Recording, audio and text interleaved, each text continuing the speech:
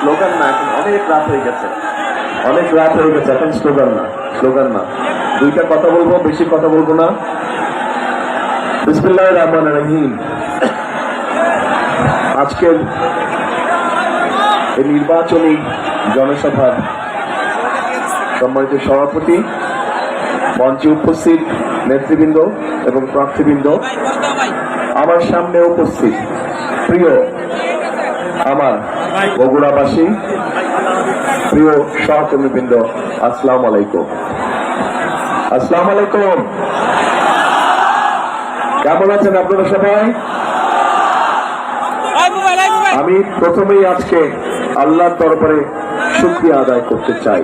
যাই বলি তার সবচেয়ে আগে আমি আল্লাহর দরবারে শুকরিয়া আদায় করতে চাই, কারণ আজকে প্রায় 19 বছর পরে আল্লাহ আমাকে আবার তৌফিক দিয়েছেন এই নিজের ভূমিতে ফিরে আসার। প্রিয় বগুড়াবাসী, নিজের ঘরে এসে কি বলবো, আসলে আমি নিজেও একটু তাল হারিয়ে ফেলেছি, নিজেও অনেকটা ইমোশনাল হয়ে গিয়েছি আমি। সেই জন্য নির্বাচনী জনসভা বক্তব্য রাখার কথা, কিন্তু কি বক্তব্য আমি রাখবো ঠিক আমি নিজেও বুঝে পাচ্ছি না। ঘরের মানুষের কাছে তো বলবার কিছু নেই, আছে কিছু ঘরের মানুষের কাছে বলবার?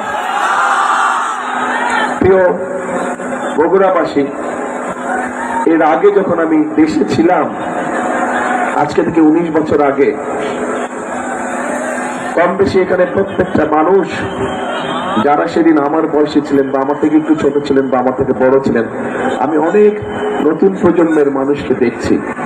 তারা হয়তো তখন অনেক ছোট ছিল, হয়তো আমাকে দেখেছে বা দেখে নাই অনেকেই, কিন্তু যারা সেদিন আমাকে দেখেছিলেন এবং সেই স্মৃতি মনে আছে, নিশ্চয়ই আপনাদের মনে আছে যে বগুড়া সদর সহ সমগ্র জেলায় মানুষের প্রয়োজনে যেই কাজগুলো করা দরকার ছিল, আমরা চেষ্টা করেছি সব কাজগুলো কম বেশি করার জন্য। হয়তো আমরা 100% সাকসেসফুল হইনি, কিন্তু যতটুকু পেরেছি সরকারের আইন কারণ রীতিনীতির মধ্যে থেকে যতটুকু সম্ভব হয়েছে আমরা চেষ্টা করেছি সেদিন। এই বনানী মাটিডালি রাস্তায় বলুন, এই যে চওড়া রাস্তায় বলুন, শহীদ জিয়াউর রহমান মেডিকেল কলেজ বলুন, গ্যাসের লাইনের কথা বলুন, এরকম আরো বিভিন্ন উন্নয়নের কাজের কথা বলুন না কেন, যা যা মানুষের প্রয়োজন আমরা চেষ্টা করেছি এই বগুড়াতে কাজগুলো করার জন্য। বগুড়াতে ছিল আমার কাছে একটি মডেল জেলার মতো, কারণ একটি মডেল জেলার মতন। কারণ আমি সবসময় চিন্তা করতাম যে বাংলাদেশের 63 জেলাকে কিভাবে কোনোদিন যদি আল্লাহ সুযোগ দেয়, কোনোদিন যদি আল্লাহ রহমত দেয়, তাহলে ওই 63 জেলাতে, বাকি যে 63টা জেলা আছে বগুড়া বাদ দিয়ে, সেই 63 জেলাকে কিভাবে সাজাবো, এই কাজগুলো আমি বগুড়ায় করতাম। যে বেসিক মানুষের একটি জেলার মৌলিক যে প্রয়োজনগুলো, সেই মৌলিক প্রয়োজনগুলো ধীরে ধীরে আমরা বগুড়ায় তৈরি করেছিলাম। এই মুহূর্তে কম বেশি আমরা গর্বের সাথে বলতে পারবো, সেদিন আমরা যতটুকু কাজ আপনাদের সকলকে সাথে নিয়ে, আপনাদের সকলের সহযোগিতায় 2001 থেকে 2006 পর্যন্ত যতটুকু আমরা করতে পেরেছিলাম কাজ এলাকার জন্য, প্রত্যেকটি বগুড়ার 7টি এলাকায় যতটুকু কাজ আমরা করতে পেরেছিলাম, বাংলাদেশের যে কোনো জেলা থেকে আমরা বেশি কাজ করেছিলাম, যে কোনো জেলা থেকে আমরা ভালো কাজ করেছিলাম। এবং সেজন্যই আমি এটাকে মডেল জেলা বলে থাকি, যে আমার নিজের কাছে মডেল। কারণ এই জেলায় একটি মানুষের, সে যেই শ্রেণীরই মানুষ হোক না কেন, মোটামুটি যা কিছু প্রয়োজন চলার জন্য সবকিছু কিন্তু বগুড়া শহরে আছে। মোটামুটি সবকিছু কিন্তু বগুড়া শহরে আছে। খুব বেশি ঢাকা শহর বা অন্য জায়গায় যাওয়ার প্রয়োজন হয় না কিছু কাজ ছাড়া। কিন্তু অনেক জেলায় আছে কিছু হলেই তাদেরকে চলে যেতে হয় ঢাকায়। আলহামদুলিল্লাহ, আল্লাহর মধ্যে বগুড়ায় আমরা সেই ইনফ্রাস্ট্রাকচারটা গড়ে তুলতে সক্ষম হয়েছি। প্রিয় বগুড়াবাসী, সামনে নির্বাচন। এই নির্বাচনে আমাদেরকে, দেশের মানুষকে একটি সিদ্ধান্ত নিতে হবে। এই নির্বাচনটি শুধু নির্বাচনই নয়, এই নির্বাচনকে নিশ্চিত করবে আগামী দিনে এই দেশের মানুষের জবাবদিহিতার মূলক সরকার তৈরি হবে কি হবে না। সেই জন্যই আজকে বগুড়াবাসীর কাছে আমার আহ্বান থাকবে, অনুরোধ থাকবে যে এই নির্বাচনটির ব্যাপারে আমাদেরকে অত্যন্ত সিরিয়াস থাকতে হবে। কারণ এই নির্বাচন আমাদেরকে দিক নির্দেশনা দেবে যে আগামী দিনে দেশ কোন দিকে পরিচালিত হবে। আমরা যদি আমাদের প্রত্যাশিত কাঙ্ক্ষিত লক্ষ্যে দেশকে নিয়ে যেতে চাই, অবশ্যই তাহলে আমাদেরকে গণতান্ত্রিক ব্যবস্থাকে প্রবর্তন করতে হবে এবং তার জন্য 12 তারিখের নির্বাচনটা অত্যন্ত গুরুত্বপূর্ণ। প্রিয় ভাই বোনেরা, এলাকার উন্নয়নমূলক কাজ এখন আমি কোন দিক দিয়ে বলবো। এর আগে যখন আমরা কাজগুলো করেছি তখন এখানে এমপি হিসেবে ছিলেন আম্মা দেশনেত্রী বেগম খালেদা জিয়া, উনি এমপি হিসেবে ছিলেন। আজকে উনি আমাদের মাঝে নেই। আজকে ওনার জায়গায় আপনাদের সামনে এসে আমি দাঁড়িয়েছি। এখন আপনাদের সন্তান হিসেবে আমি এই কথা বলবো নাকি প্রার্থী হিসেবে বলবো, সেটাও একটা মুশকিলের ব্যাপার। হ্যাঁ, এলাকার সন্তান হিসেবে ঠিক আছে। হ্যাঁ, ওই তো ভাই হিসাবে, এলাকার সন্তান হিসাবে, তাই তো?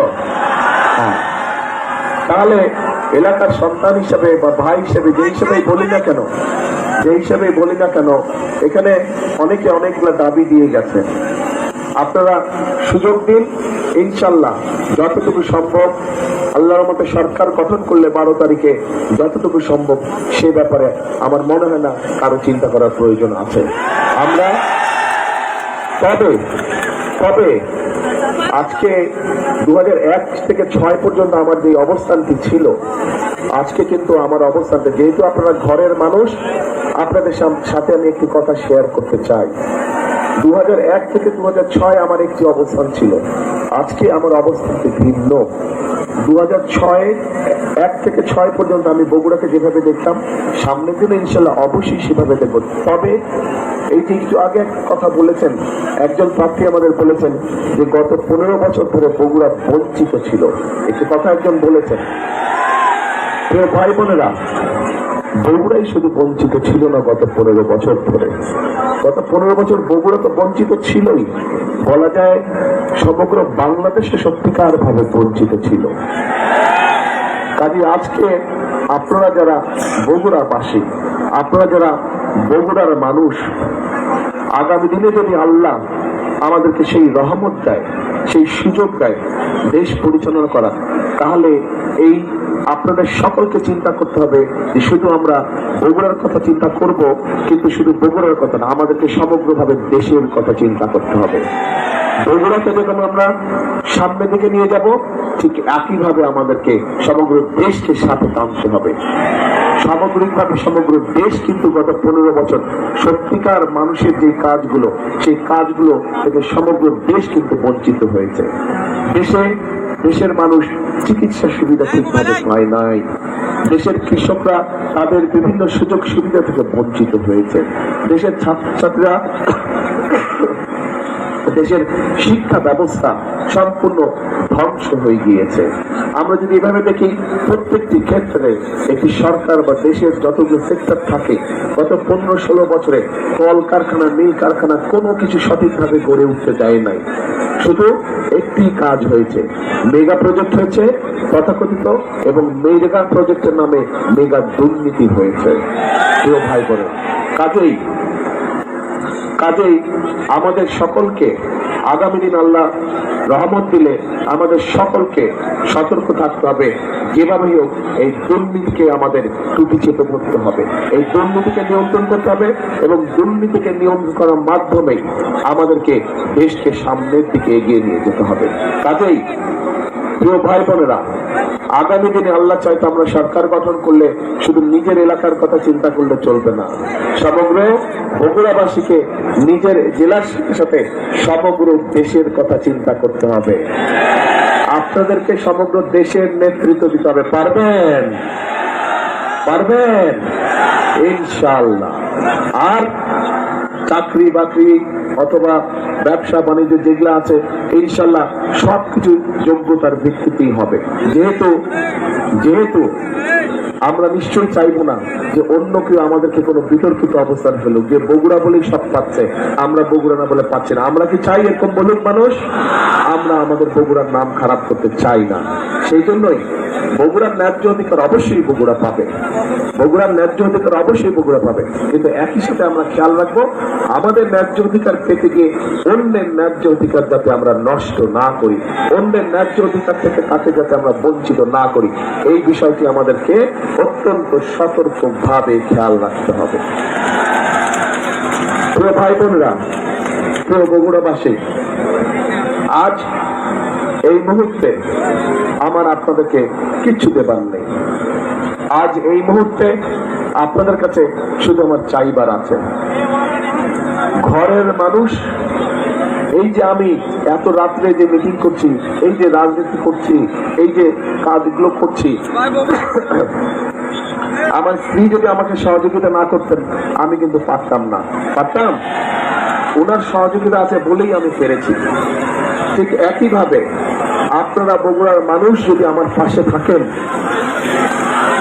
আপনারা বগুড়ার মানুষ যদি আমার পাশে থাকেন, আমাকে যদি মানসিকভাবে শক্তি সমর্থন আপনারা দেন, তাহলে ইনশাআল্লাহ আমরা বাংলাদেশকে আগামী দিনে একটা সুন্দর ভালো শক্তিশালী অবস্থানে নিয়ে যেতে পারবো।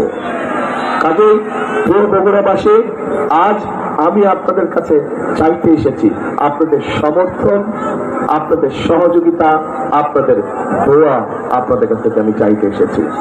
এবং এই সব কিছুর সাথে যেই কথাটা আমি সব জায়গায় বলি, যতগুলো নির্বাচনী সভায় গিয়েছি সব জায়গায় বলি, কারণ এই কথাটি আপনাদেরই আরেক সন্তান সবসময় এই কথাটি বলতেন।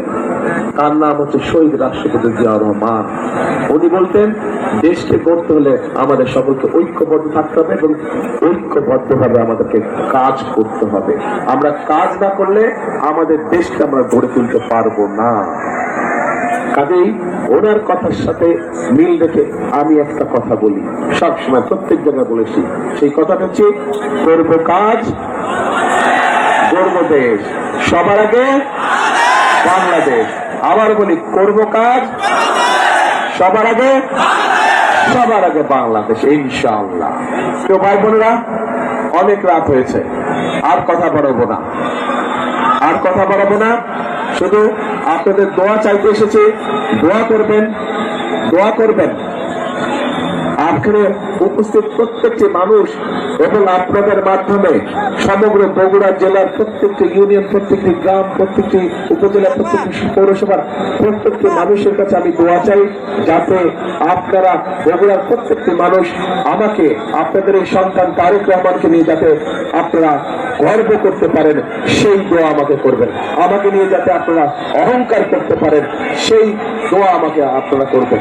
আপনাদের কাছে এই দোয়া চেয়ে নিয়ে আজকে আমি শেষ করছি বক্তব্য। আল্লাহ হাফেজ।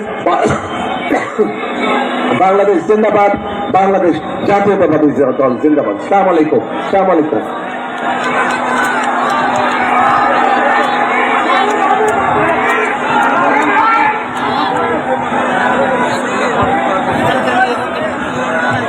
আরে আসল কথা তো আমি ওই যে বললাম না, এক মিনিট দাঁড়াও, আপনাদের সাথে যে প্রথমে বললাম না যে আমি নিজে ইমোশনাল হয়ে গেছি, তো ইমোশনাল হয়ে কথা বলতে বলতে আসল কাজটা ভুলেই গিয়েছি। সেটা হচ্ছে আমাদের 6 প্রার্থীকে তো পরিচয় করে দিতে পারবো, কিন্তু আমাকে পরিচয় করে দেবে কে?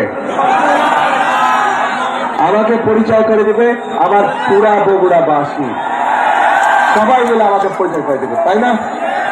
ইনশাল্লাহ। এই যে তাহলে বাচ্চা আমার হ্যাঁ,